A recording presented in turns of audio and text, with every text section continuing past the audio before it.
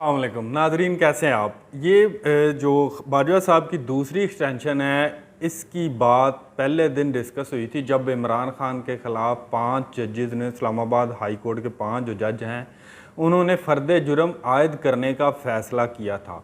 ये उस दिन पहले दिन मेरे पास ये ख़बर पहुंची थी। मैंने बड़ा ये सेंसिटिव मामला था, कौमी सलामती का इशू आता है जब आपको पता है फ़ौज का मामला आ जाए तो इस लेवल की जो ख़बरें हैं वो थोड़ी सी रोक के रखनी पड़ती हैं। फिर भी अगले दिन मैंने एक एक्सटेंशन वाली ट्वीट कर दी थी।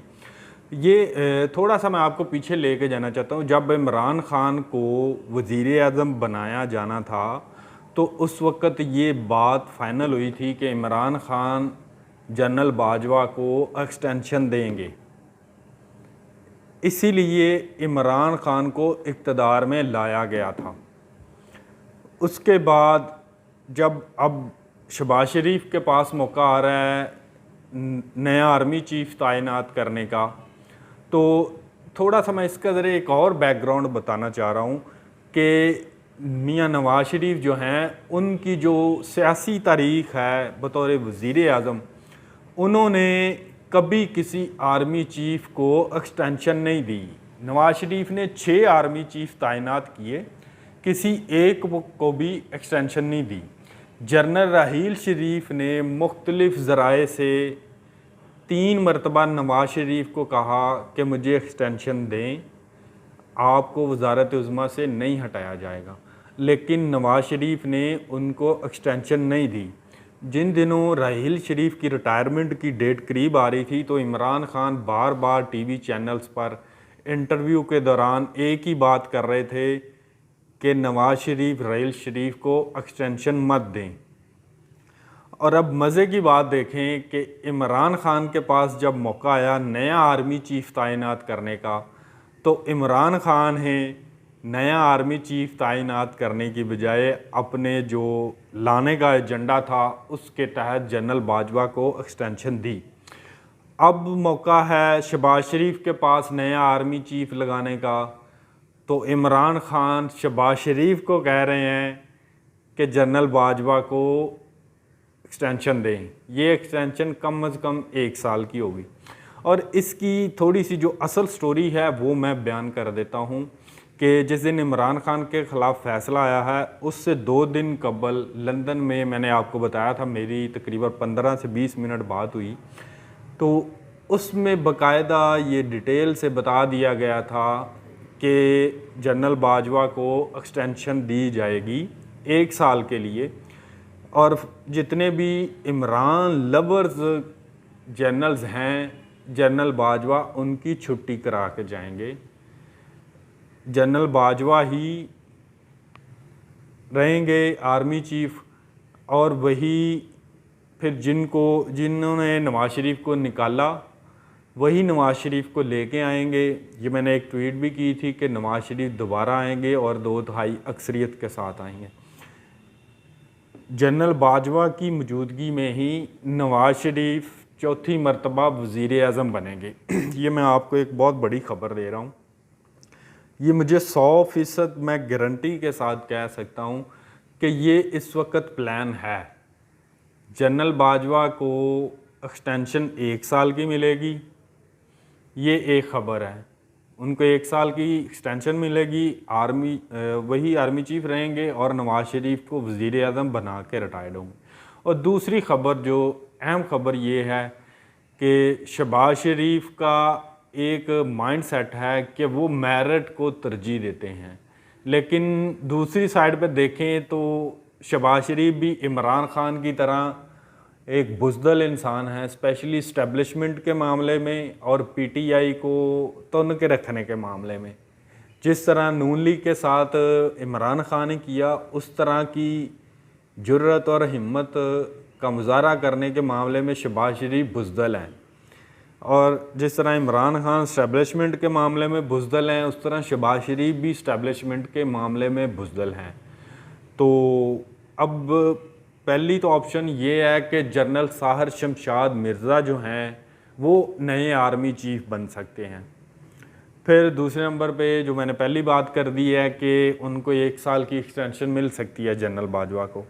ये दो खबरें हैं कि जनरल साहिर शमशाद मिर्ज़ा नए आर्मी चीफ होंगे, और दूसरी खबर वो जो मैंने पहले डिस्कस कर दिया 1 साल की एक्सटेंशन मिलेगी जनरल बाजवा को।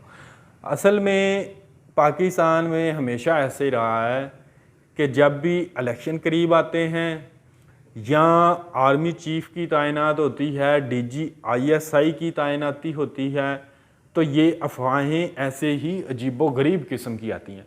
लेकिन अब फ़ौज के अंदर ना एक बाकायदा माइंडसेट बन गया है कि अवाम में हमारे ख़िलाफ़ मुसलसल नफ़रत बढ़ रही है, तो हमने इस जो बयानिया बनाया गया है इसको ख़त्म करना है। पहला बयानिया बनाया PMLN ने, दूसरा बनाया इमरान खान ने, तहरीक इंसाफ ने। फ़ौज के ख़िलाफ़ जो मुसलसल ट्रेंड्स चलाए जा रहे हैं, सबसे ज़्यादा इमरान खान की जमात ने तो हद ही कर दी।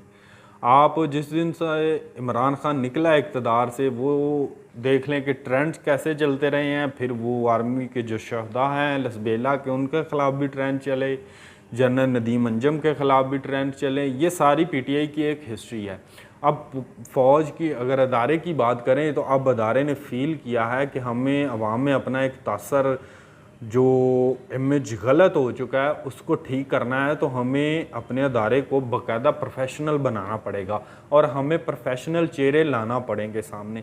इसकी सबसे बड़ी एग्जांपल है आसफ़ गफूर को जो हटाकर जनरल बाबर इफ्तिखार लाए गए हैं, वो स्टिल आज भी साबित कर रहे हैं कि वो प्रोफेशनल हैं। फिर कंट्रोवर्सी शख्सियत हो गई थी आसफ़ गफूर की। वैसे वो बहुत अच्छे जनरल हैं, उनकी बड़ा अच्छा उनका काम है, उन्होंने बड़ा काम किया है फ़ौज में, अभी भी वो कर रहे हैं। अभी भी उनके पास बड़ी मुश्किल और सख्त किस्म की कोर है। और उसके बाद जनरल फैज़ बने ISI के चीफ़, तो बड़ी वो उनकी कंट्रोवर्शियल शख्सियत रही, बड़े उन पर सवालात उठते रहे, तनकीद होती रही। स्पेशली सबसे बड़ी तनकीद उन पर हुई थी जब फैज़ाबाद धरना हुआ था तहरीक लब्बैक का, उसमें उन्होंने पैसे दिए थे जो वो मुज़ाकरात करवाए थे। फिर फ़ायज़ ईसा साहब ने उनके ख़िलाफ़ एक फ़ैसला भी दिया था कार्रवाई करने का, लेकिन उनको बाद में ISI चीफ़ लगा दिया। वो पूरा उनका जो टेन्योर है 3 साल का, वो पूरा कंट्रोवर्शियल रहा था।